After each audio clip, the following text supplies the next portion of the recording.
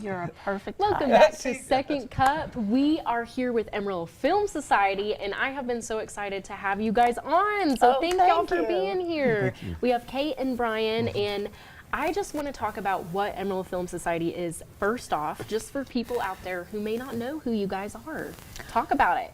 Well, my name is Kate McSwain, and I'm the president of the Amarillo Film Society. Very cool. And I moved to Amarillo 3.5 years ago. Wow. And I moved here because of all of the arts, the live music. I felt like when I came to visit my brother who lives here, I had a blast. And I went back to where I was living, close to the beach, Padre Island. I said, I'm going to sell my house and move to Amarillo. And friends were pretty excited. They were like, really? What is there? And I said, you would not believe the art, theater, music, everything. And after a year of being here, I looked around, I said, how come, you know, I love the opera, the mural, the Hoodoo Mural Festival. How come we don't have a film festival? Yeah. And a friend put me in touch with Sherman Bass, who had just been appointed as the new film commissioner for Amarillo. And when I went to talk to him, he said, oh, well, we were thinking of starting one. And I said, well, I want one this year, not in a couple of years. So like, I'll do it. I volunteer. So I finished I applied and started the Amarillo Film Society as a nonprofit. We've had a number of pop-ups free for the different individuals to come and watch.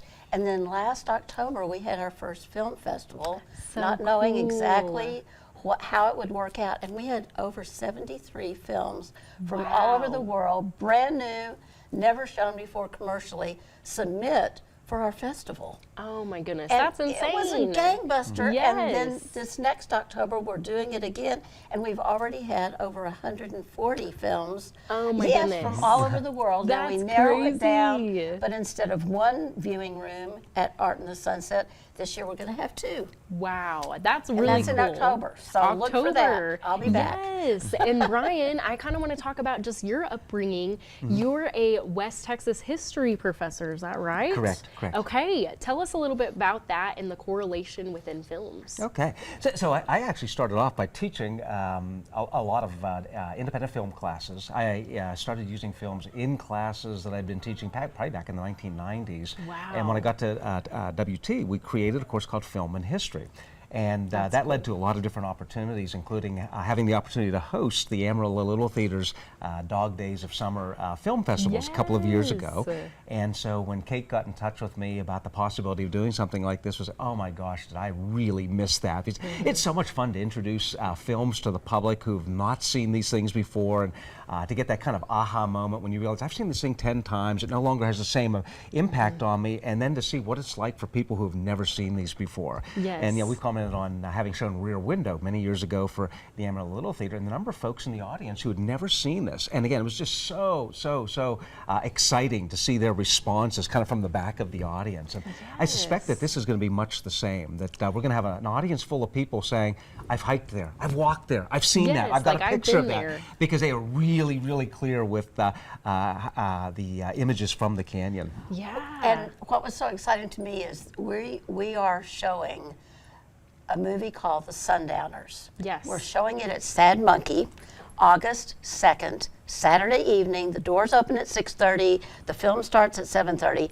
The Sundowners, this is a 1950 Western shot in Technicolor, How cool. totally in Palo Duro Canyon and the adjoining Curry Ranch. And this is pre-drones, dirt roads, and yet still somehow they got all the equipment in, and the canyon, it really is a love letter to Palo Duro Canyon. I know, I was gonna say, y'all have a really cool poster there. I mean, that is just gorgeous in itself, but Amarillo Film Society, $10, is that what it says? That's 10 or right. 19? $10. And all of the money from the ticket sales goes to help support the Amarillo International Film Festival. Amazing. That'll be in October. There's a whole variety of people that will be there. And in that movie, Robert Preston is a villain.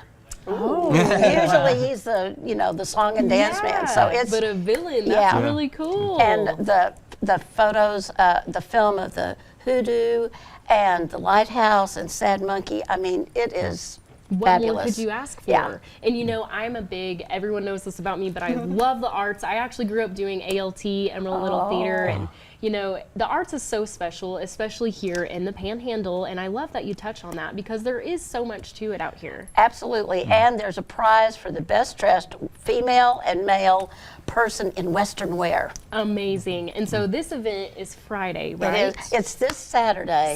Saturday. 7:30 is the film. Yes. Okay. It sounds like for the best dressed, I might need to get my rain gauge showdown. Yes, gear back out. you do. That was perfect. That In was Western perfect. wear. Yes, I need to get my rain gauge showdown gear back out. Is what that sounds like. Wow. Well, Awesome. thank you Thank guys you. so much for being here. Thank you Kate for and having us. Brian, it has Yeah. been a pleasure. I literally could talk about this for so long, but you know, we only got so much time. But thank y'all for taking the trip out here to do this. We appreciate it. It was a beautiful drive out here. It was like going to the canyons. I'm so glad.